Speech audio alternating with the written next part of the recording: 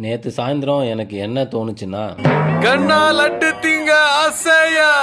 சரி லட்டு செஞ்சு தாங்கன்னு எங்கள் அம்மா கிட்ட கேட்டேன். செஞ்சுட்டா போச்சு அப்படின்னு சொன்னாங்க. அதுக்கு முதல்ல கடலை மாவை எடுத்து கொஞ்சமாக சால்ட்டு போட்டு அளவாக தண்ணி ஊற்றி மிக்ஸ் பண்ணிக்கணும். அப்புறம் ஒரு கடாயில் எண்ணெய் ஊற்றி மிக்ஸ் பண்ண மாவை ஜல்லிக்கரண்டியில் ஊற்றினா இப்படி பூந்தி கிடைச்சிடும். பொரிச்சு எடுத்த பூந்தியை மிக்ஸி ஜாரில் மாற்றி ஒன்றும் பாதியமாக அரைச்சிக்கணும். அப்புறம் கொஞ்சம் நெய் ஊற்றி முந்திரி திராட்சை போட்டு லேசாக வறுத்து எடுத்து கொட்டி சக்கரை பாகு காய்ச்சி எடுத்து ஊற்றி பிசைஞ்சு எடுத்து உருண்டை பிடிச்சா சுவையான லட்டு ரெடி. நாங்கள் சுகர் கம்மியாக தான் யூஸ் பண்ணியிருந்தோம், அதனால் அளவான ஸ்வீட்டில் ரொம்பவே நல்லா இருந்துச்சு.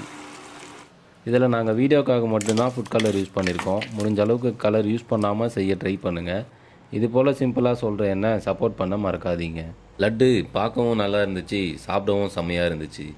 கடையில் காசு கொடுத்து வாங்காமல் வீட்டிலையே செஞ்சு பார்த்து எப்படி இருக்குன்னு கமெண்ட் பண்ணுங்கள்.